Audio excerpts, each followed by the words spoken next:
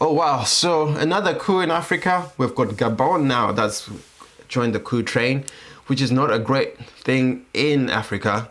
But a little bit of context about Gabon. So the president who was ousted from power has been in power since 2009, and he had come back in for re-election. And there was quite a bit of an effort by the opposition parties to oust him from power by uniting as a coalition of opposition parties, but they were not able to. So Ali Bongo's reign is an extension of his father's reign, who reigned before him as president, and they've been in power for more than 50 years. So it's interesting that just after these elections have happened, the military decided to take power by force rather than by the ballot. It's one thing to not like someone being in power for a long time, but I think other factors have played into this scenario. Though Gabon has one of the highest GDPs per capita in Africa, it still has really high rates of poverty. It still has issues in terms of economic growth, and it's also interestingly a part of the CFA franc regime. So I think those factors combined together have kind of led to this scenario where you're seeing people happy actually for Ali Bongo to be out of power.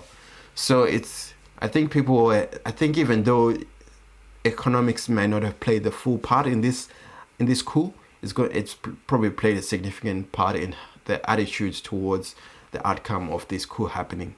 So it'll be interesting to see what happens in this space, because Gabon really relies on its extractive resources to help its economy, so oil, minerals like manganese and the like, to support its economy.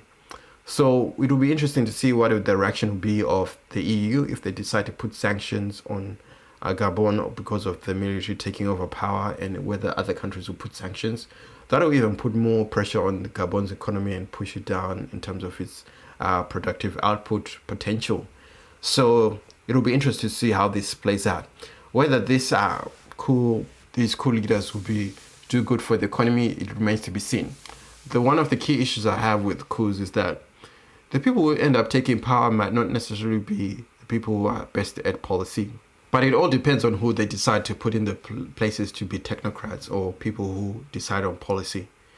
If they put people that are really smart and really switched on about different areas of policy, then most likely that coup might end up having positive impacts on the country. Sometimes military change does not have to be negative, but sometimes military change can be very negative and pull a country down.